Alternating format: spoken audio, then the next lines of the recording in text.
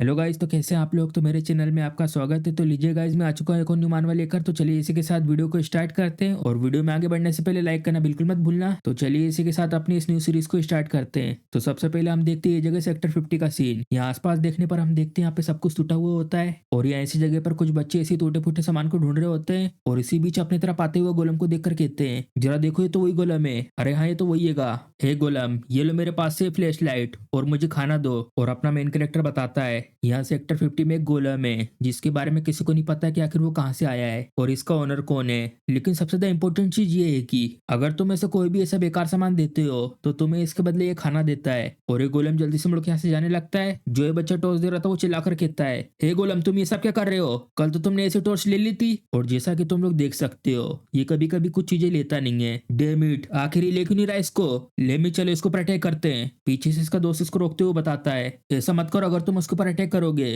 तो फिर वो तुम्हारे ऊपर अटैक कर सकता है। क्या तुमने नहीं सुना उस इंसिडेंट के बारे में? ऐसा कहते हैं जो ये गोलम है वो गलियों में जाकर लोगों को मार देता है। और गाइस, यही अपना इस सीरीज का मेन कैरेक्टर, और इसका नाम रे है। तो अब से मैं इसे रे कहूंगा। और यहाँ बैठे ये सब कुछ जो ये देख रहा था, यहाँ से गोलम को जाते देख जल्दी से कूद के उसके पास आ जाता है, और आसपास से जो भी सामान उसने इकट्ठा करा होता है वो उसको दे रहा होता है। ये लो। गोलम ले लेता है उसके उस बैग को, और जितना भी वो सामान था उस पूरे सामान को खा लेता है। ये बच्चे लोग हैरान हो जाते हैं, क्या फिर से इसका ही सामान? और उस गोलम ने तो एक दोना छोड़ के सारा का सारा सामान ले लिया उसका, और उन सारे की सारी खराब चीजों के बदले इसको बहुत सारा खाने का सामान देता है। आखिर ये सब क्या है? ये तो बिल्कुल भी मेक सेंस नहीं कर रहा है। आखिर इसे हर बार इतना सारा खाने का सामान कैसे मिल जाता है? इतना सब तो इसके लिए 3 दिन के लिए काफी रहेगा। हे, मेरी बात सुनो, कि हम लोग वो करें? हाँ, तुम ये सब क्या कह रहे हो? कहीं तुम क्रेजी तो नहीं हो गए? तुम्हें क्या इसके बारे में पता नहीं कि ये कौन है? ये का गली 17 का गोश्त। और उसके बाद ये सेक्टर 50 के गली 17 से निकल रहा होता है, और यहाँ से जाते जाते उसको पीछे से कुछ लोगों की चलने की आवाज आती है। 7 लोग। तुम लोग मुझे ऐसे कितनी देर तक फॉलो करते रहोगे? तुम लोग ऐसे छुपना बंद करो। और ये आ जाते सबके सब सामने।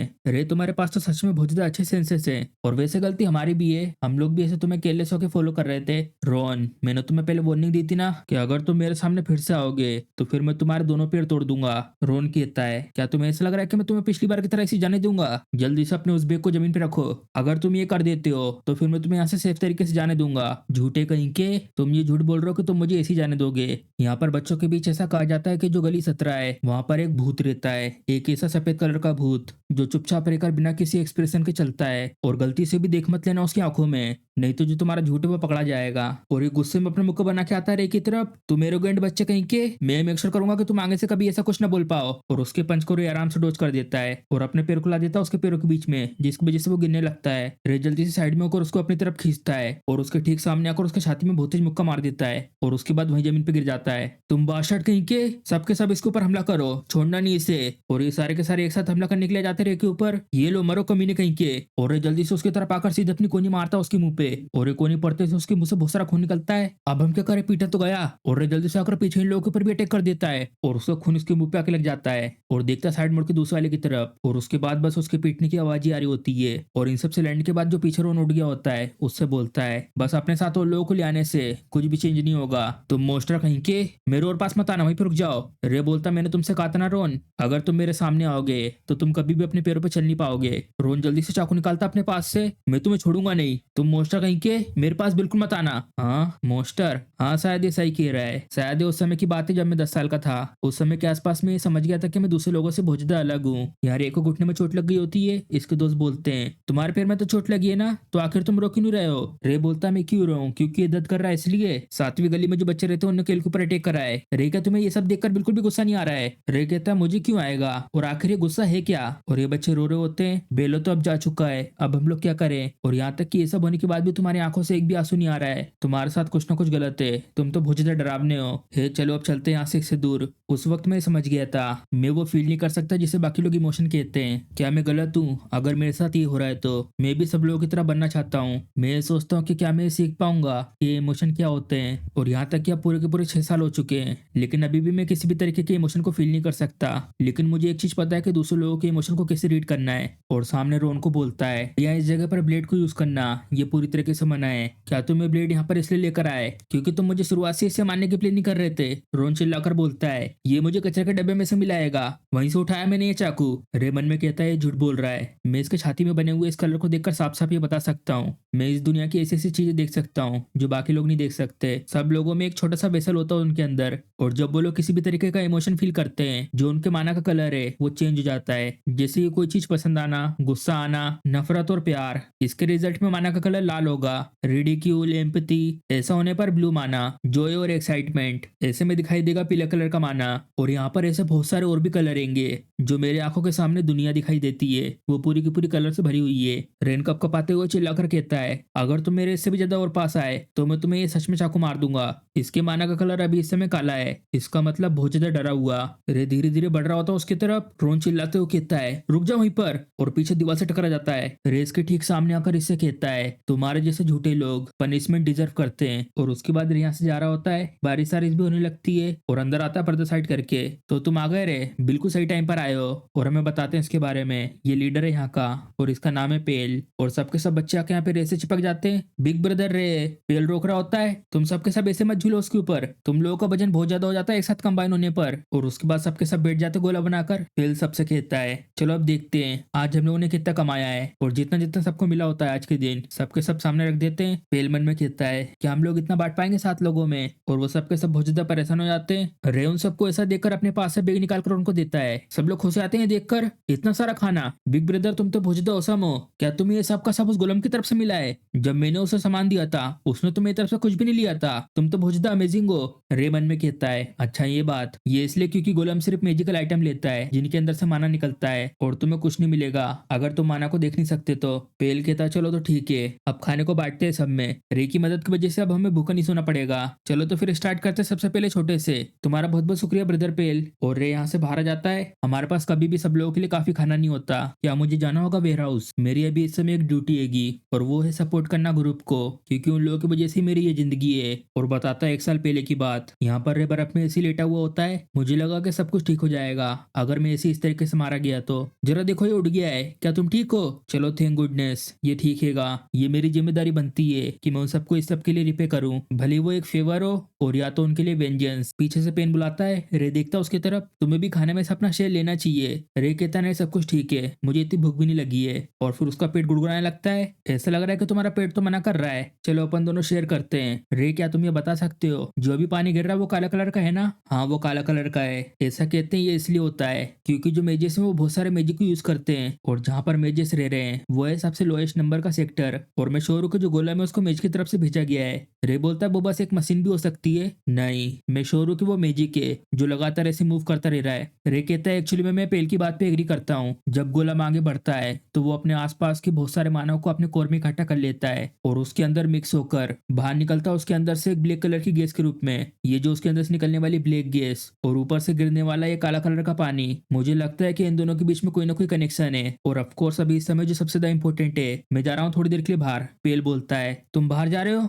और वो भी ऐसे समय जब काला पानी गिर रहा है। और जरा देखो ये पास की नदी को, वो पूरी तरीके से ओवरफ्लो हो चुकी है, बहुत ज्यादा डेंजरस है अभी इस समय बाहर जाना। रे चला जाता है दौड़ के। ये रोक रहा होता है, रे रुक जाओ। सच में इसे आखिर में कैसे रोकूं? जो इसके मन में आता है इसे वही करता है। और ऐसे बारिश में दौड़ते हुए जा रहा होता है। जब भी ये बारिश होती है तो सब लोग इसको अवॉइड करने का ट्राई करते हैं। लोग ऐसा बिलीव करते हैं अगर गलती से भी इस काले पानी की ड्रॉप तुम्हारे पर गिर गई तो तुम बीमार हो सकते हो, लेकिन मैं अपने आप को इस पानी से शील्ड कर सकता हूँ, इसलिए ऐसे टाइम पे काम करना मेरे लिए आसान होता है। और यहाँ गली 18 खाने के वेयरहाउस के सामने आ जाता है और इसके अंदर यहाँ ये लोग जुआ खेल रहे होते हैं। जैसा मैंने सोचा था इसे बारिश के समय ये लोग यहाँ पे जुआ खेल रहे हैं। और जाली के नीचे से खसकते हुए अंदर आकर वेयरहाउस के अंदर जाने के लिए रास्ता बनाता है और आ जाता है वेयरहाउस के अंदर। चलो बारिश की वजह से यहाँ पे कोई भी सिक्योरिटी नहीं है, यहाँ तो बहुत ज्यादा अंधेरा हैगा। इस जगह पर बहुत सारे अलग अलग तरीके के माना है, इनमें से एक खास कलर के माना को लेकर मिक्स कर देना बिल्कुल सही फॉर्मूले के साथ और क्रिएट कर देता आग को।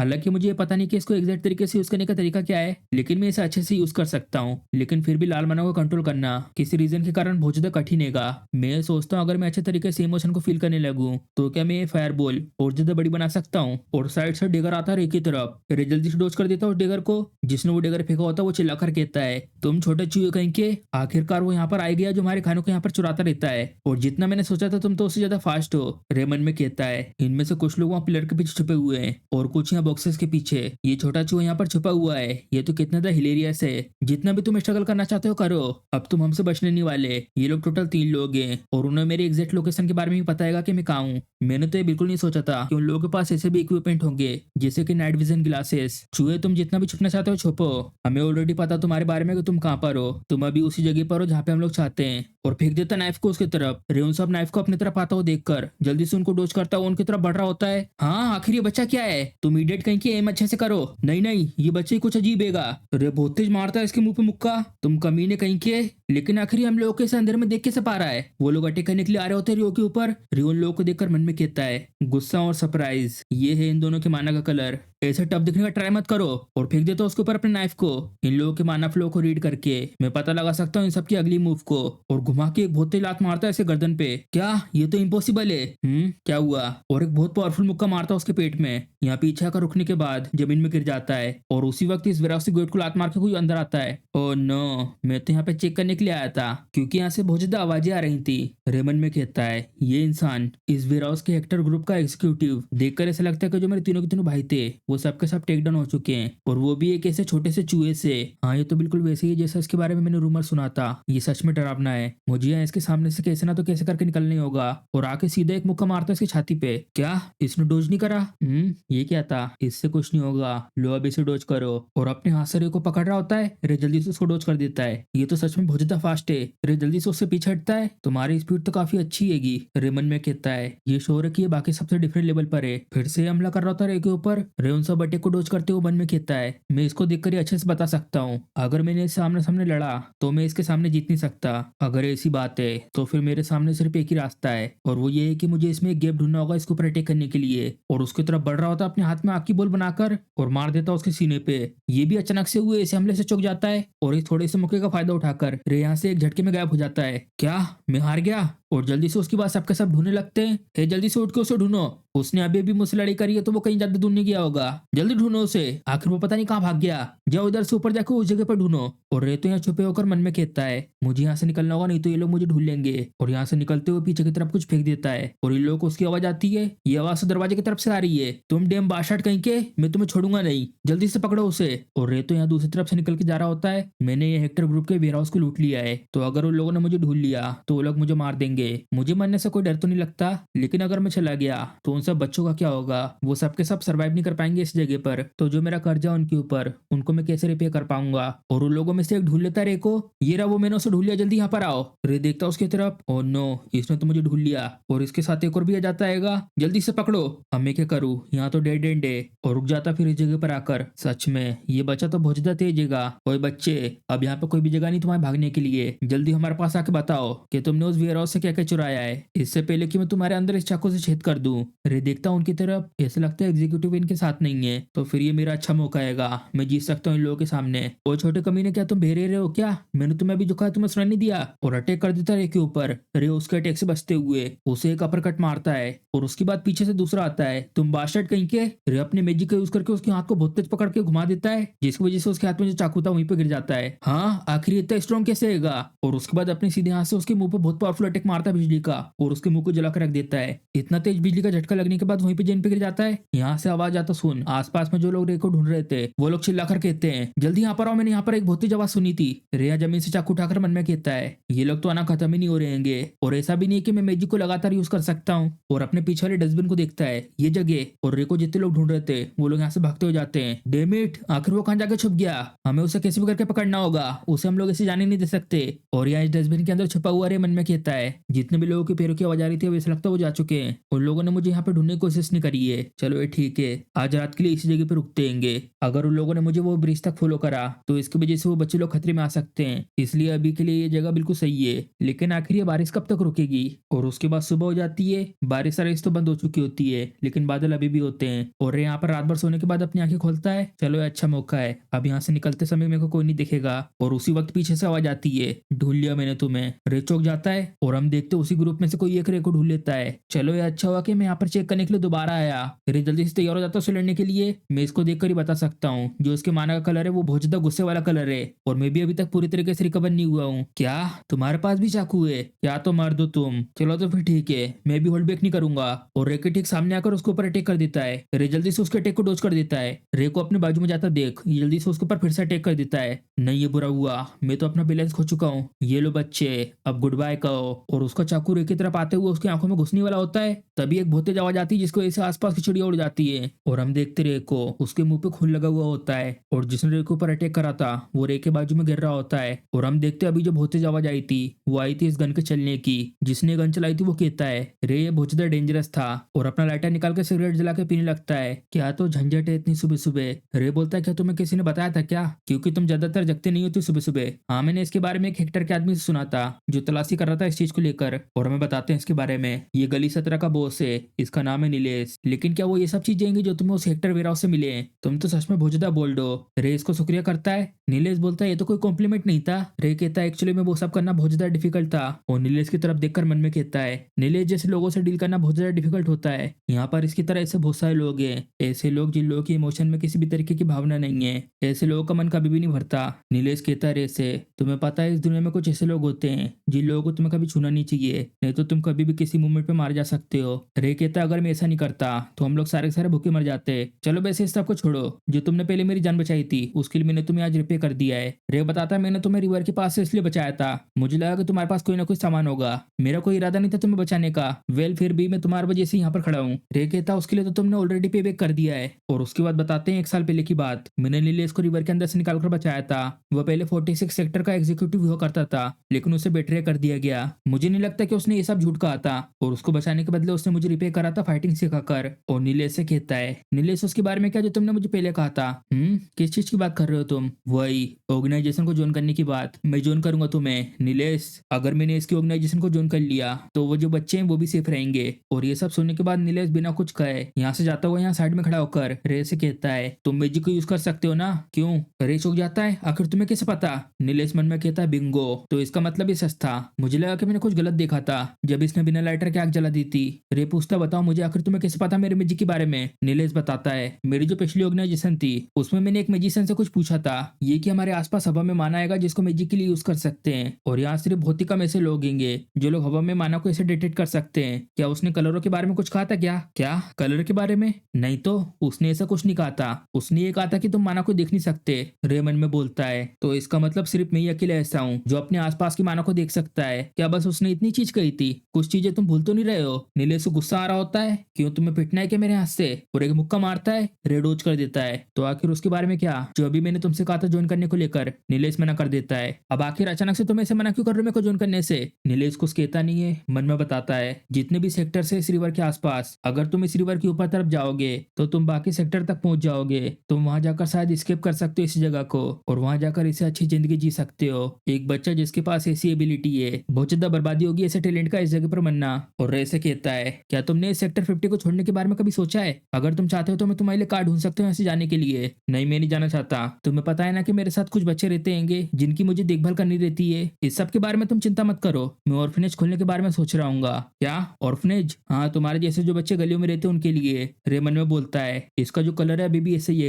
मैं इसको देखकर ये बता नहीं सकता कि ये सच बोल रहा है कि झूठ बोल रहा है, लेकिन ये जो भी कहता है वो हमेशा करके दिखाता है। वैसे तुम संभल के रहना। वो जो हेक्टर है उसको देखकर ऐसा लगता है कि वो लोग वॉर की तैयारी कर रहे हैं। मैंने देखा था उसको, उन लोगों ने बहुत सारे ट्रक मंगवाए हैं जिनमें वेपन ही वेपन है। नीलेश कहता है मुझे पता है इसके बारे में। ऐसे गन को यूज करना किसी भी मामले में ये डिक्लेरेशन है वॉर की। अगर तुम इस वॉर को हार जाते हो तो जो स्टोर में जो लोग रहते हैं उनको इसकी वजह से बहुत ज्यादा परेशानी हो सकती है, और यहाँ तक कि जो प्रोटेक्शन फीस है तुम्हारी ऑर्गेनाइजेशन की वो भी एक्चुअली में अच्छी खासी है। नीलेश बताता है ये सिर्फ देखने में ऐसा लगता है, या मेरे अलावा ऑर्गेनाइजेशन में और भी ज्यादा बुरे लोग हैं, और तुम मुझे ऐसे ट्रीट करना बंद करो जैसे कि मैं कोई बूढ़ा हूँ। अभी तक तो मेरी शादी भी नहीं हुई तुम्हें पता है। नहीं तुम बूढ़े हो। फिर से मुक्का मारता उसको। रेडोज कर देता है, और सामने कार में से ड्राइवर कहता है बॉस हमें निकलना होगा। नीलेश कहता है हाँ चलो ठीक है, और जाने लगता है कार में। मैं यहाँ से जा रहा हूँ वॉर जोन में, तो जल्दी से जाकर अच्छे से कोई छुपने की जगह ढूंढ लो। और हाँ ये लो। एमसी कैच करता है इसे। क्या ये चीज? अपने कानों को सैनिटाइज कर लेना, तुम्हारे कान में चोट लगी हुई है ना। और वो चला जाता है यहाँ से।